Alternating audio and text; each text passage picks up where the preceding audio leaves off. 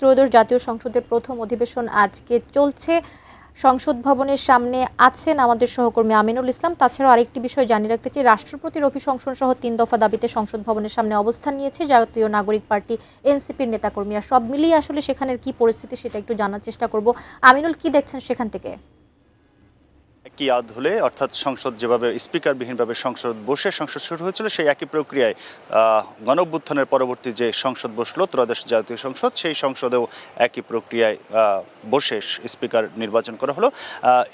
নতুন স্পিকারের সভাপতিত্বে এই সংসদ কার্যক্রম ইতিমধ্যেই চলমান রয়েছে এবং আমরা জানি যে আজকে রাষ্ট্রপতির ভাষণ এবং সব মিলে এই সংসদে ইতিমধ্যে সংসদ নেতা কথা বলেছেন। সংসদের বিরোধী দলীয় যে নেতা তিনি কথা বলেছেন। শোক প্রস্তাব উত্থাপন করা হয়েছে। শোক প্রস্তাব উত্থাপনে 3টি নাম আবার নতুন করে প্রস্তাব করেছেন সংসদের বিরোধী দলের চিফ হুইপ। সব মিলে সংসদের ইতিমধ্যেই কার্যপ্রণালীর যে ধারাগুলো রয়েছে সেই কার্যক্রমগুলো চলছে। এখন এরপরে একটি গুরুত্বপূর্ণ কাজ, এই সংসদের 133টি অধ্যাদেশ যেটি আইনে রূপান্তর করার জন্য কাজ শুরু করতে হবে। সেই ক্ষেত্রে কিন্তু এর আগেই বিএনপির পক্ষ থেকে যেটি বলা হয়েছিল যে যেগুলো তারা চান সেই অধ্যাদেশগুলো তারা আইনে পরিণত করার জন্য উত্থাপন করবেন, বাকিগুলো আসলে এখানে সংসদ উত্থাপন না হলে সেগুলো অনেকটাই অকার্যকর হয়ে যাবে। সেই প্রসঙ্গে এসে আবার বিরোধী দলের অবস্থান কি হয় সেটি দেখার বিষয়। তার সব মিলে সংসদ নেতা যেটি বলেছেন যে সব আলোচনার কেন্দ্রবিন্দুতে তারা সংসদকে রাখতে চান, অর্থাৎ একটি কার্যকর সংসদ করার ব্যাপারে বিএনপি বদ্ধপরিকর। এই শব্দটি তারা বেশ কয়েকবার ব্যবহার করেছেন এর আগে, সংসদ বসার আগেই। কিন্তু সেটি কতটা কার্যকর হয় এবং সকল আজকের বক্তব্যে যেমনটি প্রধানমন্ত্রী বলেছেন যে সকল আলোচনা কেন্দ্রবিন্দুতে তারা সংসদকে রাখতে চান, সেই বিষয়গুলো আমরা দেখব যে পরবর্তী সংসদে। তবে আজকের প্রথম অধিবেশন বলা চলে বেশ প্রাণবন্ত এবং বেশ আগ্রহের জায়গাটি ছিল মানুষের কাছে। এতদিন পরে সংসদ বসছে, 20 মাস পরে যে সংসদটি বসছে এবং তার সাথে কার্যকরী সংসদ পেতে মানুষের যে আকাঙ্ক্ষা সেটির সূচনা হলো বলা চলে।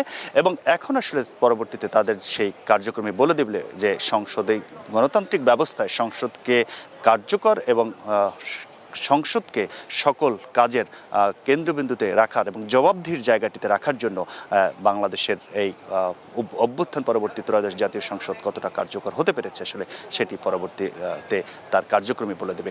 তবে তার আগে 133টি অধ্যাদেশ নিয়ে তাকে এই বেশ উত্তপ্ত আলোচনায় থাকতে হবে সেটি বলা চলে। কারণ এর মধ্যে আমরা ইতিমধ্যে জানি বেশ কয়েকটি বিষয়ে বিএনপি তাদের নোট অফ ডিসেন্ট দেয়া ছিল এবং তারা সেই বিষয়তে একমত না হলে যেগুলো আবার বিরোধী দল তারা চায় যে সেটি আইনে রূপান্তর হোক।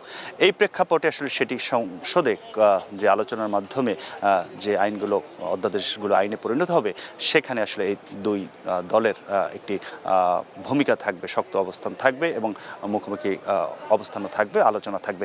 সেই আলোচনাগুলোর মধ্য দিয়ে আমরা কতটা কার্যকর সংসদ পাই, কি অধ্যাদেশের কোনগুলো আইনে রূপান্তর হচ্ছে, পরবর্তী কি পরিবর্তন আসছে, বেশ কিছু পরিবর্তন আসার কথা, সংস্কারের করার কথা। বিএনপি সবসময় বলছে যে তারা সংস্কার ধারাবাহিক প্রক্রিয়া করতে চায়।